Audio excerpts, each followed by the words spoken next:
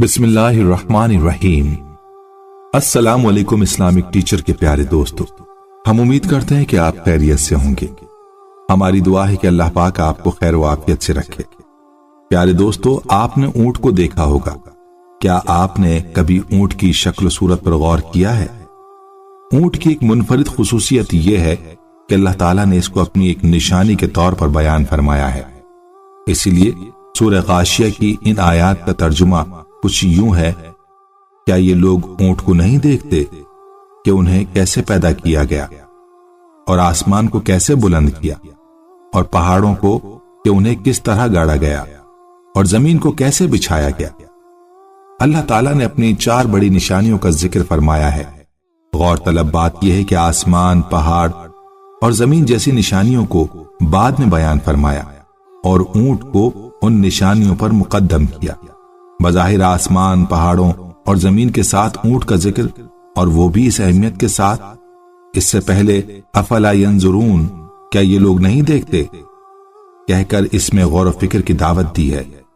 گویا اس بات پر توجہ کرنے کا حکم ہے کہ اونٹ کا ذکر ہم نے یہاں بے وجہ نہیں کیا۔ جب اس پر غور کرو گے، انسانوں کے لیے اس جانور میں کیا کیا فائدے ہیں جو دوسرے جانوروں میں نہیں ہیں۔ اونٹ کے کوہان میں ایک منفرد چیز ہے۔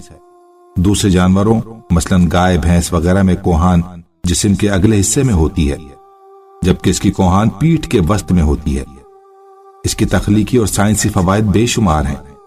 اس کے خالص سائنسی اور کیمیائی فوائد چونکہ سائنس کے طلباء کے لیے بہت عام ہیں، مگر عام لوگوں کے لیے مشکل فہم ہے۔ اس لیے ان تفصیلات کو حذف کر دیا گیا ہے۔ اونٹوں کی بہت سی قسمیں ہیں۔ مثلا بعض اونٹ 2 کوہان والے ہوتے ہیں، جو اونٹ کو صحرائی علاقوں میں دوسرے جانوروں کے مقابلے میں زیادہ فعال اور زندہ رکھنے میں معاون ثابت ہوتے ہیں۔ وزن اٹھانے کی صلاحیت، صحرا میں گرم ترین موسم میں کام کرنا اونٹ کی خاص پہچان ہے۔ اس کے بوجھ اٹھانے کی صلاحیت نہ صرف گھوڑے بلکہ ہاتھی سے بھی زیادہ ہے۔ جسمانی وزن کے لحاظ سے بوجھ اٹھانے کی صلاحیت میں کوئی دوسرا حیوان اس کا مقابلہ نہیں کر سکتا۔ اونٹ کے پورے جسم کے مقابلے میں اس کی ٹانگیں کافی پتلی ہوتی ہیں۔ تمام کھردار جانوروں کی انگلیوں پر کھروں کا خول چڑھا ہوتا ہے اور ان کی انگلیاں نظر نہیں آتی۔ یہ انگلیوں کی حفاظت کے لیے ہوتے ہیں، اور یہ جانور اپنے کھروں کے بل پر چلتے ہیں۔ اونٹ اس معاملے میں بھی دوسرے جانوروں سے مختلف ہے کہ اس کے کھر تو ہوتے ہیں، مگر اس کی انگلیوں کا اگلا حصہ ناخن کی صورت میں کھلا ہوتا ہے۔ بہت سے جانور پنجوں کے بل پر چلتے ہیں، جیسے کتا، بلی وغیرہ۔ اونٹ نہ انگلیوں کے بل چلتا ہے نہ پنجوں کے بل، اس لیے اس کی چال دوسرے جانوروں سے مختلف ہے۔ اونٹ کی چال دوسرے چوپائے، گائے، بھینس، بکری وغیرہ جب چلتے ہیں تو جب ان کی اگلی دائیں ٹانگیں اٹھتی ہیں تو اس وقت پچھلی بائیں ٹانگ بھی اٹھتی ہے۔ اسی طرح ان کا توازن اگلی بائیں اور پچھلی دائیں ٹانگ کی مدد سے قائم رہتا ہے۔ اونٹ اس معاملے میں بھی منفرد ہے۔ اس کی اگلی اور پچھلی ٹانگیں بیک وقت ایک ہی طرف کی اٹھتی ہیں۔ اس کے علاوہ گائے، بھینس وغیرہ جسم کے پچھلی جانب ٹانگیں زیادہ طاقت سے چلا سکتے ہیں۔ آگے کی طرف کی جانور اتنی طاقت سے ٹانگ نہیں چلا سکتے۔ اونٹ کی منفرد خصوصیت یہ ہے کہ وہ آگے پیچھے یکساں طاقت کے ساتھ حرکت دے سکتا ہے، اسی لیے اس کی ٹانگیں جسم کے عین نیچے کی جانب مڑ سکتی ہیں۔ جب وہ بیٹھتا ہے تو اس کا جسم زمین سے تھوڑا اٹھا ہوا رہتا ہے اور سیدھا ہوتا ہے، جبکہ گائے، بھینس، گدھا وغیرہ کروٹ پر بیٹھتے ہیں، سیدھے نہیں بیٹھ سکتے۔ اس کے علاوہ جسے لوگ اونٹ کا گھٹنا سمجھتے ہیں وہ اس کا ٹخنا ہے۔ اس ٹخنے کا فاصلہ پیروں سے کچھ زیادہ ہوتا ہے۔ اس کا گھٹنا اس کے پیٹ کے قریب ہوتا ہے۔ اونٹ چوپایوں کا صوفی جانور ہے۔ جس طرح اللہ والے ہر حال میں اللہ پر بھروسہ کرتے ہیں، روکھی سوکھی غذا کھا کر سخت مجاہدے کرتے ہیں، دوسروں کو تکلیف سے بچانے کی فکر میں خود تکلیف اٹھا لیتے ہیں، کھانے پینے میں جو مل جاتا ہے اس پر شکر کرتے ہیں، اسی طرح اونٹ بھی ایک معصوم اور بے ضرر جانور ہے۔ دوسرے جانوروں کے سر پر سینگ ہوتے ہیں جس سے وہ اپنا دفاع بھی کرتے ہیں اور لوگوں کو نقصان بھی پہنچاتے ہیں۔ اس بیچارے کے سر پر سینگ ہی نہیں ہوتے، یہ دوسروں کو ضرر پہنچانے سے گریز کرتا ہے۔ اسلامک ٹیچر کے پیارے دوستو، یہ تو اونٹ کی خصوصیات ہیں، ان کے بارے میں ہی قرآن مجید میں غور و فکر کا بتایا گیا ہے۔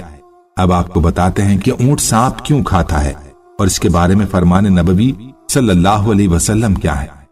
سانپ کا گوشت اونٹ کی پسندیدہ غذا ہے اور اسے سانپ کا گوشت بے حد اشتیاق دیتا ہے تو وہ اسے کھانا شروع کر دیتا ہے، اور عجیب بات یہ ہے کہ وہ کھانے کی ابتدا اس کی دم سے کرتا ہے، پھر آہستہ آہستہ اسے پورا کھا جاتا ہے۔ سانپ کا گوشت سخت گرم ہوتا ہے، جب اونٹ اسے کھا لیتا ہے تو اسے سخت پیاس محسوس ہوتی ہے اور وہ پیاس بجھانے کے لیے پانی کے کسی تالاب پر جاتا ہے۔ اللہ نے تکوینی شکل میں اسے الہام کر رکھا ہے، اگر اس نے اس وقت پانی پیا تو سانپ کا زہر اس کے بدن میں پھیل جائے گا، لہٰذا وہ شدید پیاسا ہونے کے باوجود تالاب پر پہنچ کر بھی کچھ دیر کے لیے پانی نہیں پیتا، پھر زور زور سے بلبلانے لگ پڑتا ہے، ایسا لگتا ہے جیسے وہ کسی سخت مشکل میں مبتلا ہے اور کسی کو اپنی مدد کے لیے پکار رہا ہے۔ اس وقت اس کی آنکھوں سے آنسو بہنے لگ پڑتے ہیں۔ اللہ نے اس کے پپوٹوں کے نیچے دو چھوٹے چھوٹے گڑھے بنائے ہوئے اور یوں اس کے آنسو نکل کر ان گڑھوں میں جمع ہوتے ہیں اور یوں سانپ کا سارا زہر آنسو بن کر آنکھوں سے باہر آ جاتا ہے۔ عقل مند ساربان اس گڑھے میں جمع شدہ پانی کو کسی صاف شیشی میں بھر لیتے ہیں، وہ زہریلا پانی سانپ اور بچھو کے کاٹے کا تریاق دیتا ہے۔ اونٹ سے محبت اور پیار کے بارے میں پیارے آقا صلی اللہ علیہ وسلم کا مشہور واقعہ احادیث نبوی صلی اللہ علیہ وسلم میں موجود ہے۔ ایک دن نبی صلی اللہ علیہ وسلم کسی انصاری کے باغ میں داخل ہوئے، اچانک ایک اونٹ آیا اور آپ صلی اللہ علیہ وسلم کے قدموں میں لوٹنے لگا۔ اس وقت اس کی آنکھوں میں آنسو تھے۔ نبی صلی اللہ علیہ وسلم نے اس کی کمر پر اور اس کے سر کے پچھلے حصے پر ہاتھ پھیرا، جس سے وہ پرسکون ہو گیا۔ پھر نبی صلی اللہ علیہ وسلم نے فرمایا کہ اس اونٹ کا مالک کون ہے؟ تو وہ دوڑتا ہوا آیا۔ آپ صلی اللہ علیہ وسلم نے اس سے فرمایا، اس کو اللہ تعالیٰ نے تمہاری ملکیت میں کر دیا ہے، اللہ سے ڈرتے نہیں؟ یہ مجھ سے شکایت کر رہا ہے کہ تم اسے بھوکا رکھتے ہو اور اس سے محنت و مشقت کا کام زیادہ لیتے ہو۔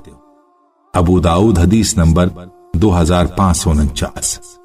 حضرت سہل ابن حنظلہ رضی اللہ تعالیٰ عنہ کہتے ہیں کہ رسول کریم صلی اللہ علیہ وسلم ایک اونٹ کے قریب سے گزرے تو دیکھا کہ بھوک و پیاس کی شدت اور سواری و بار برداری کی زیادتی سے اس کی پیٹ سے لگ گئی تھی، اس کی پیٹ سے لگ گئی تھی۔ آپ صلی اللہ علیہ وسلم نے فرمایا، ان بے زبان چوپایوں کے بارے میں اللہ تعالیٰ سے ڈرو اور ان پر ایسی حالت میں سواری کرو جبکہ وہ قوی اور سواری کے قابل ہو، اور ان کو اچھی حالت میں چھوڑ دو کہ وہ تھکے نہ ہوں۔